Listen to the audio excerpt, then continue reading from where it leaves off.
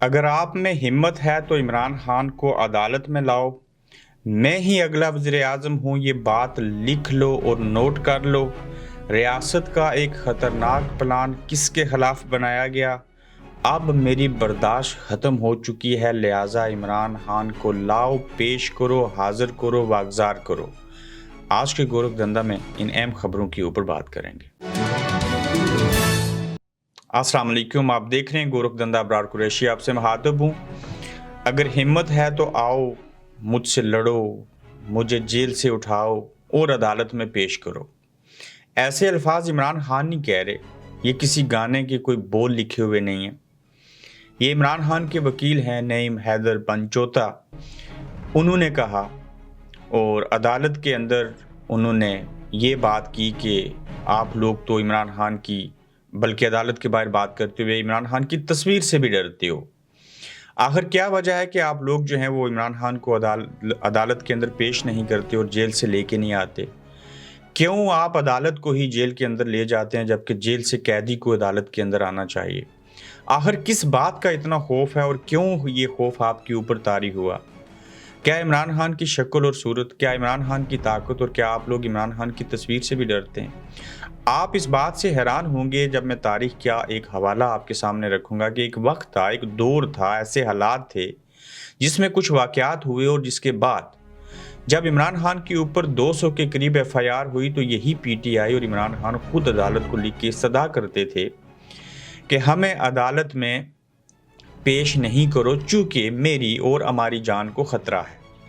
یہی ریاست، یہی عدالتیں، یہی نظام، یہی اسٹیبلشمنٹ، اس وقت کی PDM کی حکومت یہ کہتی تھی کہ نہیں بھائی، ہم بھی عدالتوں میں پیش ہوتے رہیں، آپ کی جان کو جتنا بھی خطرہ ہے لہٰذا آپ کو عدالت میں ہر صورت پیش ہونا پڑے گا، چونکہ یہ FIR، یہ عدالتیں جو تھی یہ جال تھا اور یہاں پہ FIR کر کے بلانا تھا اور پھر وہاں سے گرفتار کرنا تھا۔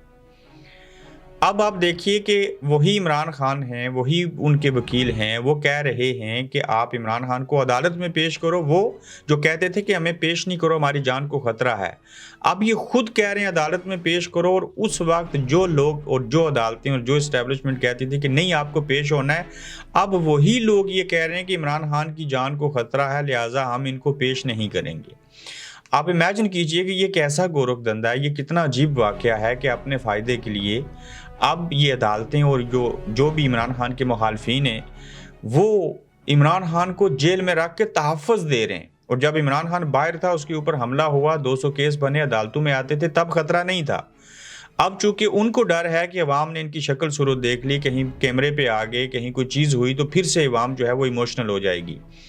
اس عوام نے کیا ایموشنل ہونا ہے؟ لوگ مر جائیں تو جنازہ پڑھ لیتے ہیں بڑی تعداد میں، سوشل میڈیا پہ رو لیتے ہیں، بڑاس نکال لیتے ہیں، انہوں نے تو کبھی کسی کے لیے کچھ نہیں کیا۔ ہاں، یہ اچھی بات ہے، ان کی محسوس کرنے والی حس کام کرتی ہے کسی حد تک، لیکن عملی جامعہ پہنانے اور بہتری لانے کے لیے اس کے اوپر عملی طور کے اوپر کام نہیں کرتے۔ تو نعیم حیدر پنچوتا کہ اگر کہتے ہیں کہ ہمت ہے تو عمران خان کو عدالت میں پیش کرو، تو اس کے اوپر آپ یہ سمجھ گئے کہ کیوں پیش نہیں کیا جا رہا، اور لگتا بھی ایسے ہے کہ کئی دنوں، ہفتوں اور مہینوں تک ایسے ہی نظام چلے گا۔ پھر آپ دیکھیں کہ کیا یہ جو ملک کے اندر ساری چیزیں ہو رہی ہیں، جس طرح کا نظام بن چکا ہے، نئے چیف جسٹس آ گئے ہیں، کیا ان کو ان حالات کا، ان باتوں کا علم نہیں ہے؟ کیا وہ اس کے اوپر کوئی عملی کام کریں گے؟ کیا عمران خان کی توشہ خانہ سائفر کیس اور یہ جو 9 مئی کے واقعات ہیں اس کی کوئی انڈیپینڈنٹ انکوائری ہوگی؟ کیا اس کی بھی لائیو ٹرانسمیشن دکھائی جائے گی جب کیسوں کی بحث ہوگی؟ اس سلسلے میں کہا جا رہا ہے کہ وہ چیف جسٹس اور بینچ جو ہے 3 لوگوں کا، وہ ڈیسائیڈ کرے گا کہ کون سا کیس جو ہے وہ پاکستان ٹیلی ویژن کے اوپر سر عام چلنا چاہیے، دکھانا چاہیے، یا کون سا کیس نہیں دکھانا چاہیے۔ آج تقریباً 65 گھنٹے ہو چکے ہیں، یا 72 گھنٹے کہہ لیتے ہیں، نئے چیف جسٹس کو حلف اٹھائے ہوئے، پہلی سماعت براہ راست ہوئی، اب اس کو 3 اکتوبر کے اوپر لے گئے ہیں۔ دیکھتے ہیں آگے چل کے کیا ہوتا ہے۔ میں ہی اگلا وزیر اعظم ہوں، یہ بات نوٹ کر لو، یہ میں آپ کو لکھ کے دیتا ہوں۔ یہ آج کے وقت میں سابق وزیر اعظم جو نواز شریف صاحب ہیں وہ کہہ رہے ہیں کہ میں اگلا 4تھا وزیر اعظم ہوں، میں 4تھی بار وزیر اعظم بنوں گا، تو یہ بات آپ نوٹ کر لو۔ تھوڑا سا ماضی میں جائیں تو 2018 میں الیکشن سے کچھ عرصہ پہلے یہی آج کے عمران خان اس وقت کہتے تھے کہ میں لکھ کے دیتا ہوں کہ آگے میں وزیر اعظم ہوں۔ کیوں؟ ان کو پتا ہوتا تھا کہ اسٹیبلشمنٹ ان کو لے کے آئے گی۔ آج نواز شریف صاحب یہی بات کہہ رہے ہیں کہ میں لکھ کے دیتا ہوں کہ آپ ہی وزیر اعظم ہوں گے، چونکہ ان کو بھی کسی نے کہہ دیا میں لکھ لیں آپ کو وزیر اعظم بنائیں گے، کسی نے شیورٹی دی۔ ثابت کیا ہوا؟ آپ اپنی مرضی سے نہیں آئیں گے، آپ کسی اور کی مرضی سے آئیں گے، آپ عوام کے ووٹوں سے نہیں آئیں گے، آپ دھاندلی کے ذریعے آئیں گے، آپ جمہوری طریقے سے نہیں آئیں گے، آپ الیکشن لڑ کے نہیں آئیں گے، آپ میچ فکس کر کے آئیں گے۔ تو جو آپ کو لائیں گے، جن سے آپ بھیک مانگیں گے، جن سے لیں گے، ان کا ماضی میں کیا حال ہوا؟ آپ کا 2 بار جیل میں ڈالا، حکومتیں ختم کی۔ اب کی بار بھی آپ کے ساتھ پھر ویسا ہی ہوگا۔ کیوں؟ آپ کسی اور کی بیساکھیوں کے سہارے آتے ہیں، اور وہ بیساکھیاں جب بیچ میں سے نکال لیتے ہیں یا توڑ دیتے ہیں تو پھر وہ آپ کو چھوڑتے نہیں، پھر آپ گر جاتے ہیں۔ آپ جس کرسی پہ بیٹھتے ہیں وزارت عظمیٰ کے منصب کے اوپر، اس کی ایک ٹانگ آپ کی ہوتی ہے، 3 کسی اور کی ہوتی ہیں، اور 4 میں سے 3 نکال دیں تو آپ گر جائیں گے۔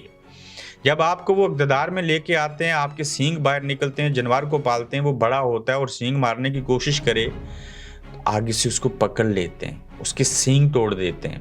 اس بکرے کی ماں کب تک خیر منائے گی جس کی جان کسی اور کے ہاتھ میں ہے؟ تو میاں صاحب، آپ 3 بار وزیر اعظم بن کے بھی نہ سیکھ سکے، کسی نے شاید 1 بار وزیر اعظم بن کے سیکھ لیا۔ تو حامد میر صاحب نے اس کے اوپر بڑی اچھی بات کہی کہ اگر نواز شریف صاحب یہ کہہ رہے ہیں تو اس کا مطلب یہ ہے کہ یہ بھی عمران خان کی راہ کے اوپر چلے، جیسے ان کو لے کے آئے تھے ویسے نواز شریف صاحب آج ان کی مرضی سے آئیں گے۔ تو اس سے ثابت کیا ہوا کہ یہ لوگ اپنی مرضی سے نہیں، کسی اور کی طاقت سے آتے ہیں۔ انہوں نے یہ بیعت کر لی ہے، مان لیا دل و دماغ میں کہ ان کی اپنی کوئی حیثیت نہیں ہے۔ پھر نواز شریف صاحب، آپ کو کون ووٹ دے گا؟ عوام تو آپ کے ساتھ اس طرح کی نہیں ہے۔ نو ڈاؤٹ آپ دوسری بڑی سیاسی جماعت ہیں کہ آپ کے جلسے میں وہی سرکار آئے گی آپ کا جھنڈا لے کے اور باقی چیزیں کر کے، جیسے باقی سیاسی جماعتوں کے جلسوں میں وہ جس کو سپورٹ کرتے ہیں اس میں اپنے ادارے کے لوگوں کو بھی بیچ دیتے ہیں۔ اگلا ایک سروے جو ہے اس میں ہم ڈسکس کریں گے کہ کس جماعت کی کیا حیثیت ہے اور عوام کس کو ووٹ دینا چاہتے ہیں۔ پاکستان کے اندر تو جب بھی الیکشن ہوئے، اب کے جو حالات ہیں، اگلے 6 ماہ تک بھی پاکستان تحریک انصاف تو ان سب کے اوپر بھاری ہے۔ تاہم نواز شریف صاحب کہہ رہے ہیں کہ لکھ کے دیتا ہوں کہ ہم جو ہیں وہی ہیں جو اقتدار میں آئیں گے اور میں 4تھی بار وزیر اعظم بنوں گا۔ آپ کو مبارک ہو، آپ پہلے پاکستان تو جائیے، پھر دیکھتے ہیں آگے کیا ہوتا ہے۔ ریاست کا خطرناک ترین پلان منصوبہ کس نوعیت کا ہے اور کس کے خلاف ہے؟ آپ نے دیکھا، آپ نے سنا، آپ نے غور کیا، آپ کی آنکھوں نے یہ سارے واقعات دیکھے ہیں کہ پہلے تو ایف آئی آر ہوتی تھی، ایف آئی آر کے اوپر جب لوگ چیخے چلائے، کوئی اتنا بڑا ری ایکشن نہیں آیا، تو پھر کچھ لوگوں کو اغوا کیا گیا۔ مثال کے طور کے اوپر جیسے عمران ریاض ہیں صحافی، عثمان ڈار جو ہیں، باقی کچھ اور لوگوں کو بھی اغوا کیا گیا۔ اب شیخ صاحب کی باری ہے، کوئی ایف آئی آر، کوئی کچھ نہیں، کوئی عدالت میں پیش نہیں کرنا۔ تو یہ ایک نیا منصوبہ یہ ہے کہ یہ قوم اگر نہیں بولے گی تو بندہ عمران خان گرفتار ہوگا، جج لکھ کے دیتا ہے ڈیالہ جیل میں رکھنا ہے، جب قوم نہیں بولی تو ان کو اٹک جیل میں لے گئے۔ اب جب ایف آئی آر ہوئی تو کچھ نہ ہوا، پھر باقی لوگوں کو اغوا کیا، کچھ نہ ہوا، تو پھر یہ نیا منصوبہ بنا لیا گیا، کوئی ایف آئی آر نہیں، کوئی کچھ نہیں، بس سیدھا پکڑو، اغوا کرو اور جیل میں نہیں، پھر عدالت میں پیش نہیں کرنا، کوئی ضمانت نہیں چاہیے۔ پہلے عدالتیں، ایف آئی آر، سارا کچھ ایک جال ہوتا تھا۔ اب کیا ہے جی کہ ان کو کسی سلے میں بند کر دو، اغوا کر لو، اٹھا لو، اور پھر کہو جی کہ کوئی پتہ نہیں، نامعلوم افراد آئے تھے، کوئی فرشتے تھے، کوئی خلائی مخلوق تھی، وہ ان کو لے گئے، ہمیں تو پتہ ہی نہیں ہے، ہم تو اس ریاست میں رہتے ہی نہیں، ہماری تو ذمہ داری ہی نہیں۔ تو اب نیا منصوبہ یہ ہے کہ جناب عالی سیدھا سیدھا اغوا کرنا ہے، کوئی ایف آئی آر نہیں کاٹنی، کوئی عدالت میں ضمانت نہیں کروانی، کوئی کچھ نہیں کرنا۔ کیوں؟ یہ بولتے ہی نہیں۔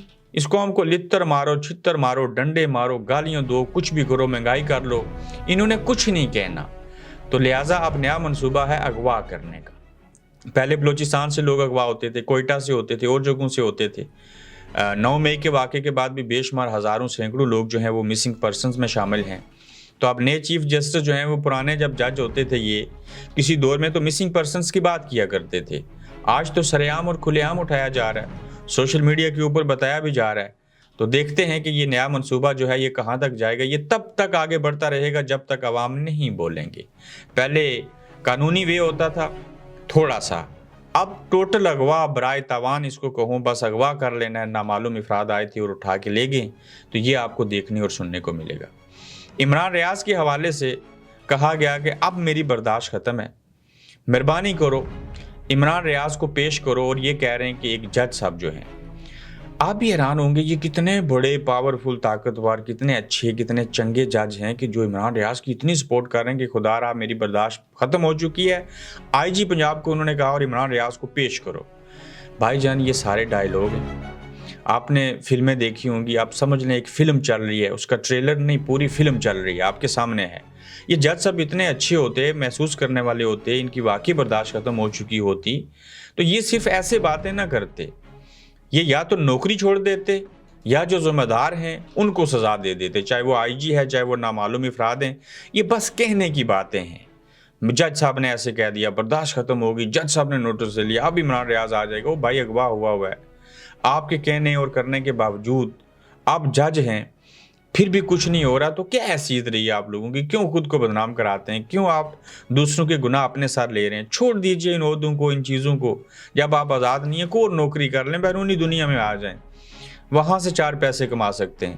تو یہ ڈائیلاگ ہیں, اس سے زیادہ ان کی کوئی اہمیت نہیں ہے. تاہم عمران ریاض اللہ تعالیٰ صحت دے ان کو, اور کوئی نہ کوئی وقت تو آئے گا جب خبر آئے گی زندہ ہے, شہید ہو گیا, مر گیا, کیا ہوا.